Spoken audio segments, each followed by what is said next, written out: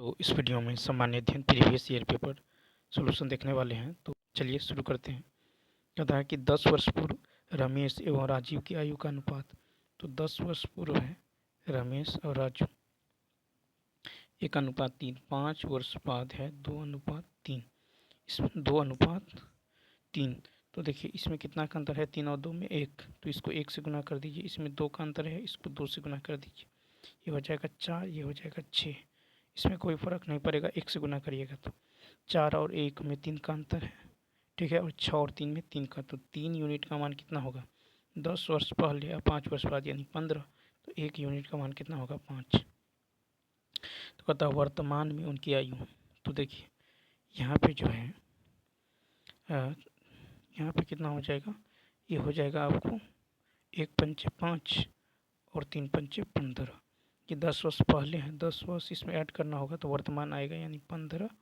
ये हो जाएगा कितना 15 और ये हो जाएगा 15 और 10 25, 5 3 5 25 यानी 3:5। Option number B. कहता है कि यदि मैं अपने घर से 5 किलोमीटर प्रति घंटा की गति से स्टेशन के लिए चलता हूँ, मेरी गाड़ी मेरे स्टेशन पहुँचने 7 मिनट पहले खुल जाती है, ठीक है। फिर कहता है कि किंतु 6 किलोमीटर प्रति घंटा की गति से चलता हूँ, तो स्पीड देखिए 5 से 6, तो टाइम होगा 6 से 5, अपोजिट हो जाता है 7 मिनट पहले, ठीक है। और 5 मिनट 7 मिनट पहले छूट जाती है यानी 7 मिनट बाद जाता है, ये 5 मिनट पहले जाता है। तो देखिए यहाँ पे कितना का अंतर है 1, यहाँ पे कितना का है 7 5 12। 1 यूनिट का मान कितना है 12। तो कहता है मेरे घर और स्टेशन के बीच की दूरी। तो 6 यूनिट का मान कितना होगा 12 छक 72, ठीक है। 12 छक 72, इसको 5 12 छक कितना हो जाएगा, तो 12 छक यहाँ पे, तो देखिए ये हो जाएगा 72, ठीक है। अब यहाँ पे यदि आप ध्यान दीजिए तो या नहीं तो ऐसा कीजिए। तो कहता है मेरे घर और स्टेशन के बीच की दूरी ये मिनट में है, तो 12 इतना बट्टा में कितना हो जाएगा 60, ठीक है। अगुना में 5, तो 12 पंचे 60, 12 छक 72 यानी 6 किलोमीटर। तो यहाँ पे हो जाएगा सी ऑप्शन, ठीक है। यानी तो इसको ऐसे भी बना सकते हैं। तो डिस्टेंस बराबर होगा चालों का गुणनफल यानी 5 गुने 6 बट्टा चालों का अंतर यानी 6 - 5 इंटू में समय गैप कितना है 12 बट्टा में 60, ठीक है। यहाँ पे हो जाएगा 1, तो कितना आ जाएगा 6 यानी सी ऑप्शन। कहता है पी और क्यू की औसत मासिका इतना है, क्यू और आर की औसत मासिका इतना है, पी आर का औसत मासिका इतना है। तो पी की, तो पी प्लस क्यू करिएगा तो कितना होगा 550 गुने 2 101 फिर क्यू प्लस आर करिएगा तो ये हो जाएगा कितना है 125 2 से गुना करना होगा। फिर पी प्लस आर करिएगा, इसको 2 से गुना कीजिएगा तो ये हो जाएगा इतना, ठीक है। तो यहाँ से सबको जोड़िएगा तो 2p, ठीक है। 2 into P plus Q plus R, ये आ जाएगा कितना, ये आ जाएगा, और इसको जो है अब 2 से भाग देंगे और 2 से भाग भी देंगे तो ये आ जाएगा 165 ठीक। यहाँ पे पी का आई कह रहा है तो क्यू प्लस आर का आई इसमें से घटा दीजिए यानी 125 घटा दीजिएगा 165 में से आ जाएगा 4000, सी ऑप्शन। कहता है कि यदि पी का 30% क्यू के 40% में जोड़ दिया जाए, तो पी का 30% क्यू के 40% में जोड़ दिया जाए तो वह क्यू का 80% हो जाता है, ठीक है। तो यहाँ से हो जाएगा कितना 30p बराबर, ये इधर जाएगा बराबर 40q, ठीक है। यानी 1 0 से 1 0 तो p/q कितना होगा p/q 4/3, ठीक है।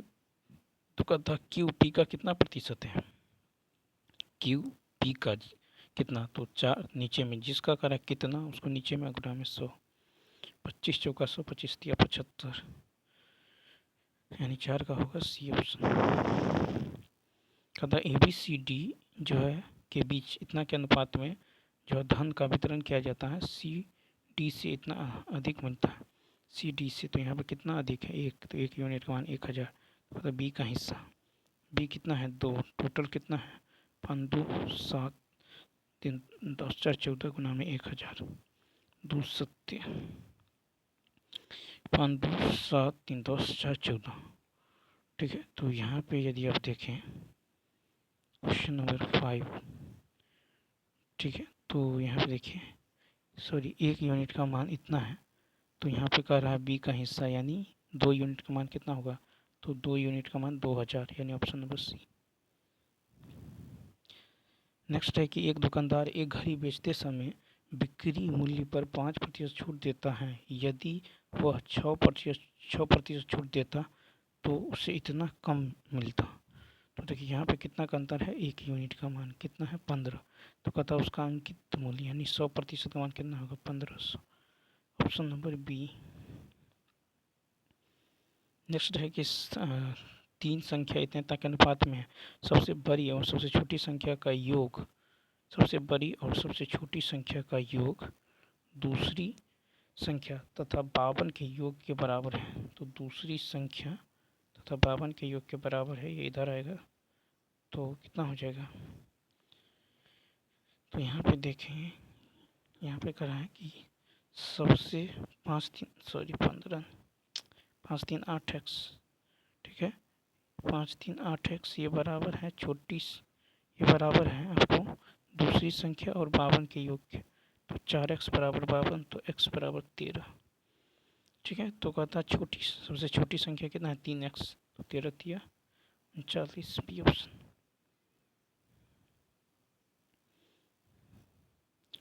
8 नंबर देखिए, इसको जो है यदि आप इसको आप क्या लेंगे तो इसको लिख सकते हैं 2 का क्यूब की पावर n-3, ये ऊपर चला जाएगा यानी 2 की पावर -3n और प्लस में 3n। ठीक है, सॉरी यहाँ पे कितना हो जाएगा 9 हो जाएगा, देखिए ये हो जाएगा 2 का क्यूब इंटू n-3, ऊपर जाएगा तो 2 - 3 n-3, यहाँ पे बेस सेम है तो पावर सेम होगा 2n - 1 बराबर -3n + 9। ठीक है, ये इधर आएगा तो 5n बराबर 10, तो n बराबर 2, ऑप्शन नंबर बी। कहता है कौन सा फोटो इलेक्ट्रिक उपकरण डिजिटल अनुप्रयोगों के लिए उपयुक्त है, ए फोटोवोल्टेइक सेल, तो फोटोवोल्टेइक सेल फोटो इलेक्ट्रिक उपकरण डिजिटल अनुप्रयोगों के लिए सबसे उपयुक्त है। फोटोवोल्टेइक सेल में अर्धचालकों की 2 या 2 से अधिक परतें होती हैं, जिनमें एक परत में धनात्मक आवेश और दूसरी परत में ऋणात्मक आवेश। फोटोवोल्टेइक सेल के लाभ है कि पर्यावरण स्थिरता, आर्थिक रूप से जो है व्यवहार्य और नवीकरणीय और सुलभ। तथा किसी विखंडनीय द्रव का क्रांतिक द्रव्यमान क्या होता है, बी श्रृंखला अभिक्रिया हेतु आवश्यक न्यूनतम द्रव्यमान। ठीक है, उसके बाद देखिए एक भारी नाभिक का 2 हल्के नाभिकों में टूटना नाभिकीय विखंडन कहलाता है। ठीक है, तथा फलों को जबरदस्ती पकाने के लिए किस गैस का यूज किया जाता है, तो बी एथिलीन। फलों को ज़बरदस्ती पकाने के लिए एथिलीन गैस का उपयोग किया जाता है। फल पकाने के लिए कैल्शियम कार्बाइड और एसिटिलीन दोनों का उपयोग किया जाता है। एथिलीन एकमात्र ऐसा हार्मोन है जो गैसीय रूप में पाया जाता है। फ्लोरिजेंस पत्ती में बनते हैं लेकिन फूलों को खिलने में मदद करता है। साइटोकाइनिन आरएनए एवं प्रोटीन में सहायक होता है। नेक्स्ट कहता किसकी ऑक्टेन संख्या 0 है, ई ऑप्शन। तो देखिए ऑक्टेन संख्या के द्वारा जो है गैसालीन का प्रति जो है अपस्फोटक गुण प्रदर्शित किया जाता है। विभिन्न हाइड्रोकार्बन की अपस्फोटक प्रवृत्ति जो है भिन्न होती है। आइसोऑक्टेन तथा एनहेप्टेन की ऑक्टेन संख्या जो है आइसोऑक्टेन की संख्या 100 है। ठीक है, आइसोऑक्टेन की संख्या 100, एनहेप्टेन की संख्या जो है ये 0 होगा एनहेप्टेन। नेक्स्ट क्वेश्चन देखिए, लीची का खाद्य भाग क्या है, तो ए ऑप्शन एरिल है। तो लीची का खाद्य भाग एरिल है। केला का फल विति तथा अंतःविति है। आम का मध्यविति है। नारियल का भ्रूण पोष है। सुपारी का भ्रूणीय है। अंजीर स्ट्रॉबेरी का मांसल आस्य है। नेक्स्ट है कि आणविक ऑक्सीजन का पत्तियों से निकलना कौन सी भौतिक क्रिया है? 14 का ए विसरण। आणविक ऑक्सीजन का पत्तियों से निकलना विसरण प्रक्रिया है। ठीक है, विसरण दो या दो से अधिक पदार्थ का स्वतः एक दूसरे से मिलकर समांग मिश्रण बनाने की क्रिया को मिश्रण कहते हैं। विसरण की क्रिया पदार्थों के परमाणु, अणु या आयनों को जो अनियमित गति के कारण होती है। विसरण एक अपरिवर्तनीय क्रिया है। विसरण पर गुरुत्वाकर्षण और उत्प्लावन का प्रभाव नहीं पड़ता। कहता है कि किसी गुणसूत्र पर जीनों की अपेक्षित स्थिति ज्ञात करने की प्रक्रिया कहलाती है जीन मानचित्रण। तो किसी गुणसूत्र पर जीनों की अपेक्षित स्थिति ज्ञात करने की प्रक्रिया जीन मानचित्रण कहलाती है। ठीक है, जीन जो है मैपिंग जीन के स्थान और जीनोम में उनके सापेक्ष दूरी की पहचान है। जीन मैपिंग बीमारियों में शामिल जीन की पहचान करने में सक्षम बनाता है। जीन जो है अनुक्रमण जीनोम में जो है न्यूक्लियोटाइड के अनुक्रम से बाहर निकलता है। कहता ब्रायोफाइटा में बीजाणु मात्र कोशिका होती है। बी ऑप्शन द्विगुणित। ब्रायोफाइटा में जब बीजाणु मात्र कोशिका द्विगुणित होती है। ब्रायोफाइटा में जीवाणु अगुणित होता है। बीजाणु मात्र कोशिकाएं अर्धसूत्री विभाजन से गुजरती है। बीजाणु मात्र कोशिकाएं स्पोरोगोनियम के भीतर निर्मित होती हैं। ब्रायोफाइटा को पादप जगत का उभयचर कहा जाता है। ब्रायोफाइटा का उदाहरण है लिवरवर्ट मॉस। ब्रायोफाइटा वनस्पति जगत का सबसे बड़ा वर्ग है। तो भारत सरकार द्वारा पर्यावरण और वन की सुरक्षा के लिए किस वर्ष जो है नेशनल ग्रीन ट्रिब्यूनल की स्थापना की है? तो इसका राइट आंसर है ए 2010। भारत सरकार द्वारा जो है पर्यावरण और वन की सुरक्षा के लिए एनजीटी नेशनल ग्रीन ट्रिब्यूनल की स्थापना 2010 में की है। राष्ट्रीय हरित प्राधिकरण अधिनियम 2010 में संसद द्वारा पारित किया गया। इस अधिनियम के अधीन 18 अक्टूबर 2010 में देश का पहला एनजीटी स्थापित किया गया। देश का प्रथम एनजीटी की स्थापना नई दिल्ली में की गई है। एनजीटी की स्थापना करने वाला भारत विश्व का तीसरा जो है तथा विकासशील देशों में पहला देश है। भारत से पूर्व केवल ऑस्ट्रेलिया और न्यूजीलैंड में पर्यावरण से संबंधित मुकदमों को सुनने के लिए अलग से प्राधिकरण बनाए गए। बिहार के किस शहर ने सबसे पहले पानी के नीचे मेट्रो की शुरुआत की है? E option. तो यहाँ पे देखिए, देश की पहली अंडर वाटर मेट्रो का ट्रायल कोलकाता और हावड़ा के बीच हुगली नदी के नीचे बने सुरंगों और स्टेशन से गुजरती है। अप्रैल 2023 में केरल के कोच्चि में भारत का प्रथम वाटर मेट्रो प्रारंभ किया गया है। विश्व में सर्वप्रथम मेट्रो रेल का प्रचलन लंदन में 1860 के दशक में प्रारंभ हुआ था। भारत में मेट्रो 24 अक्टूबर 1984 को कलकत्ता में और भारत में सबसे आधुनिकीकरण मेट्रो 2002 में दिल्ली मेट्रो। कहता भारत की G20 अध्यक्षता में पर्यटन कार्य समूह की बैठक कहाँ हुई है? 19 का बी यानी जम्मू कश्मीर श्रीनगर। भारत की G20 अध्यक्षता में पर्यटन कार्य समूह की बैठक श्रीनगर जम्मू कश्मीर में हुई है। मई 2023 में G20 पर्यटन कार्य समूह की बैठक श्रीनगर में हुई है। G20 की स्थापना जो आर्थिक मंदी 1999 के दौरान हुई है। सितंबर 2023 में भारत की अध्यक्षता में G20 की बैठक नई दिल्ली में आयोजित हुई। कहता किसने जो राष्ट्रीय अंडर 17 बालिका कुश्ती चैंपियनशिप में रजत पदक प्राप्त किया है? तो निर्जला ने जो है राष्ट्रीय अंडर 17 बालिका कुश्ती चैंपियनशिप में रजत पदक प्राप्त की है। बिहार के जो है बखरी बेगूसराय की निर्जला ने जो है कुश्ती चैंपियनशिप में रजत पदक प्राप्त की है। ठीक है, निर्जला ने राष्ट्रीय अंडर 17 जो कुश्ती चैंपियनशिप के 49 kg वर्ग में पदक प्राप्त की। उपन्यास टॉम ऑप्शन के लिए अंतर्राष्ट्रीय बुकर पुरस्कार जो है 2022 किसने जीता है? तो यह है गीतांजलि और डेजी रॉकवेल। ठीक है, तो गीतांजलि और डेजी उपन्यास टॉम ऑप्शन के लिए अंतर्राष्ट्रीय बुकर पुरस्कार 2022 गीतांजलि और डेजी रॉकवेल ने जीता है। गीतांजलि श्री अंतर्राष्ट्रीय बुकर पुरस्कार प्राप्त करने वाली भारत की प्रथम महिला है। प्रथम भारतीय मूल के ब्रिटिश नागरिक जो वी.एस. नायपॉल जिन्हें 1971 में बुकर पुरस्कार दिया गया। नेक्स्ट है कि भारत के 74वें गणतंत्र दिवस पर मुख्य अतिथि तो अब्दुल फतेह अल सीसी 74वें गणतंत्र दिवस पर मुख्य अतिथि अब्दुल फतेह अल सीसी। अब्दुल फतेह अल सीसी मिस्र के राष्ट्रपति हैं। भारत के प्रथम गणतंत्र दिवस पर इंडोनेशिया के राष्ट्रपति डॉक्टर सुकर्नो मुख्य अतिथि थे। बिहार के किस जिले में प्रथम तैरता हुआ सोलर ऊर्जा संयंत्र बनाया गया है? इसके ये दरभंगा में। तो बिहार के दरभंगा जिले में प्रथम तैरता हुआ सोलर ऊर्जा संयंत्र बनाया गया है। दरभंगा के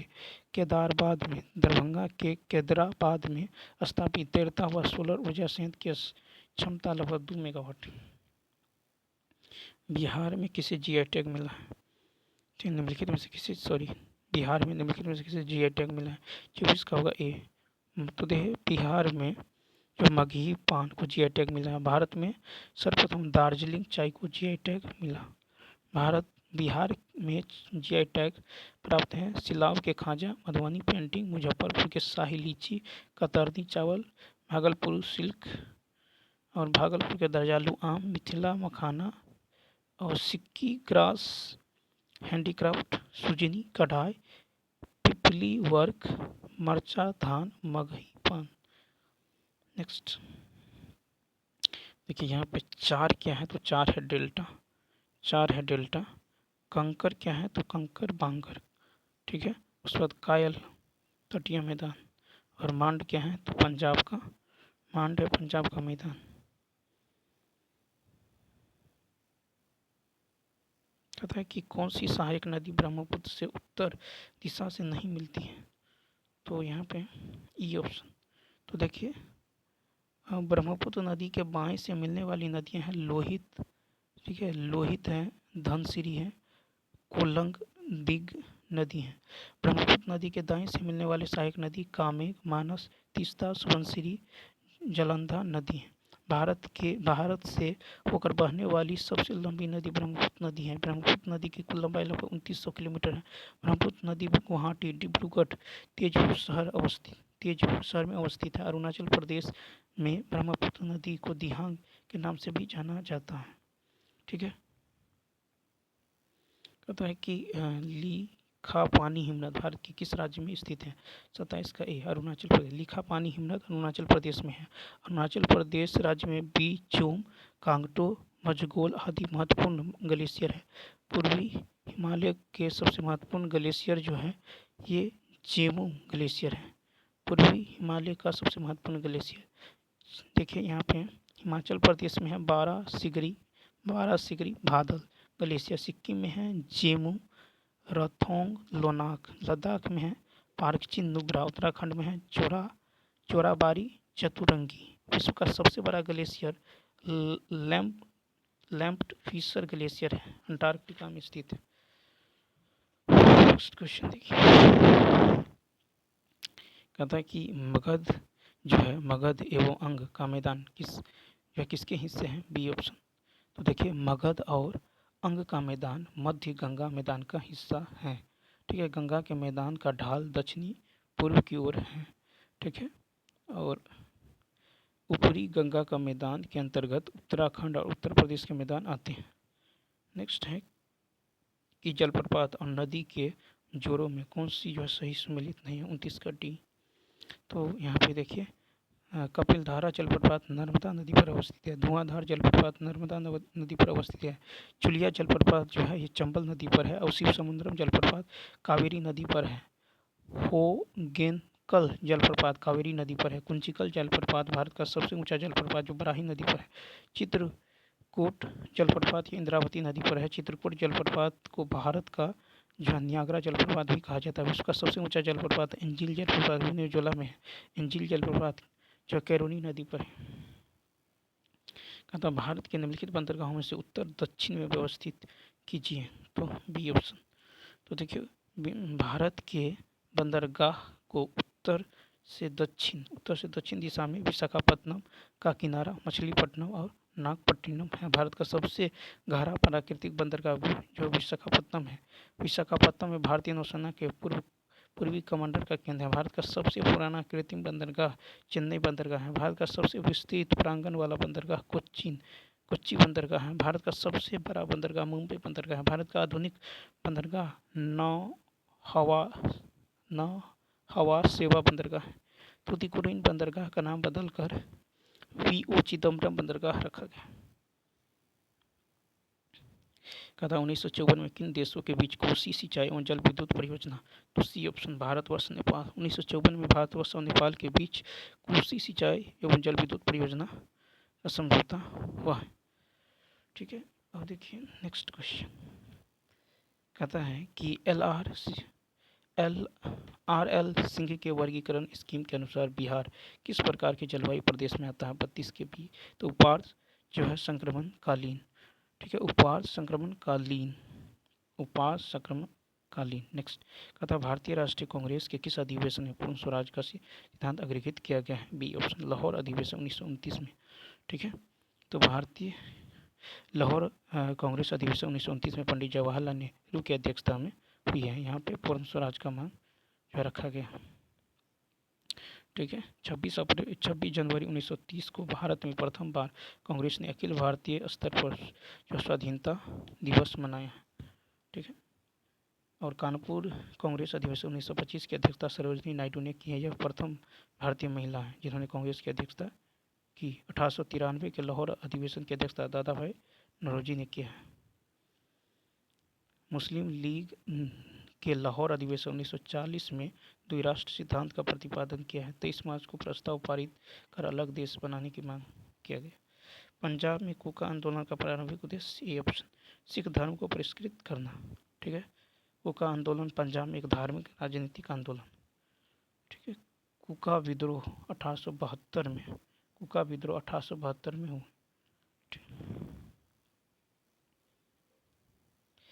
1857 के विद्रोह को किसके द्वारा प्रथम भारतीय स्वतंत्रता संग्राम के रूप में वर्णित किया गया है? ये ऑप्शन वी डी सावरकर। ठीक है, वी डी सावरकर दी। ठीक है, अब देखिए कुछ पुस्तक है दी sepoy mutiny and the revolt, ये R.C. मजूमदार का है। 1857 जो है S.N. सेन का है। हिस्ट्री ऑफ इंडियन यूनिटी ये T.R. होम्स का है। दी ग्रेट रिविलियन ये जो है अशोक मेहता का। ठीक है, रिविलियन 1857 ये PC जोशी का। नेक्स्ट, भारतीय किसानों के इतिहास में संगठित और सहयोग का प्रथम उदाहरण कहाँ घटित हुआ है? बिहार और बंगाल में। ठीक है, बिहार और बंगाल। देखिए नील विद्रोह 1859 से 60 में बंगाल में हुआ है। नील दर्पण नाटक विद्रोह का जीवंत गाथा है। नील दर्पण नाटक विद्रोह के लेखक दीनबंधु मित्र है। नील आयोग 1860 में गठित किया गया। पावना किसान भारत में प्रथम किसान सभा है, इसका गठन 1873 में हुआ। पावना किसान विद्रोह 1873 से 76 के बीच हुआ है। चंपारण सत्याग्रह 1917 में। अखिल भारतीय किसान सभा का गठन 1936 में लखनऊ में हुआ है। ठीक है, इसके अध्यक्ष स्वामी सहजानंद और प्रथम महासचिव NG रंगा थे। तथा 1946 में बनी अंतरिम सरकार में डॉक्टर राजेंद्र प्रसाद के पास कौन सा विभाग था? सी खाद्य एवं कृषि विभाग। ठीक है, खाद्य एवं कृषि। सितंबर 1946 में अंतरिम सरकार का गठन पंडित जवाहरलाल नेहरू की अध्यक्षता में हुआ। अंतरिम सरकार में 14 सदस्य थे। कैबिनेट मिशन के प्रस्ताव पर अंतरिम सरकार का गठन किया गया। ठीक है, बलदेव सिंह को अंतरिम सरकार में रक्षा मंत्री दिए गए। मुस्लिम लीग के 5 सदस्य अंतरिम सरकार में शामिल हुए थे। ठीक है, लियाकत अली खान को वित्त मंत्री बनाया गया था। कहता गांधी जी विशेष रूप से चंपारण और वहाँ के कृषकों की दयनीय स्थिति देखने हेतु किसने अनुग्रह किया था? तो राजकुमार शुक्ल चंपारण के किसान नेता थे। राजकुमार शुक्ल लखनऊ कांग्रेस अधिवेशन में गांधी जी से मिलकर चंपारण के नील किसानों की समस्या को बताया। ठीक है, 1917 में गांधी जी कलकत्ता से पटना होते हुए मुजफ्फरपुर पहुंचे थे।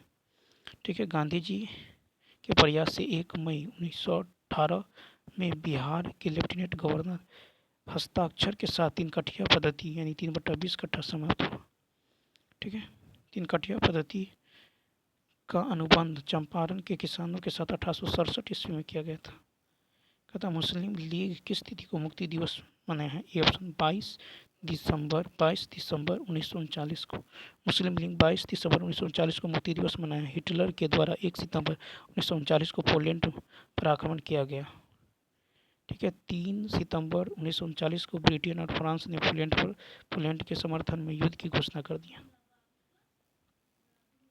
नेशनल कॉलेज और बिहार विद्यापीठ का शिलान्यास किसने किया? सी महात्मा गांधी। तो नेशनल कॉलेज और बिहार विद्यापीठ का शिलान्यास महात्मा गांधी ने किया है। महात्मा गांधी ने 6 फरवरी 1921 को नेशनल कॉलेज और बिहार विद्यापीठ पटना में शिलान्यास किया है। 10 फरवरी 1921 ईस्वी में काशी विद्यापीठ स्थापना बाबू शिव प्रसाद गुप्ता और भगवान दास ने किया है। असहयोग आंदोलन चौरी चौरा अग्निकांड के कारण दुखी होकर गांधी जी ने 12 फरवरी 1922 को समाप्त कर दिया।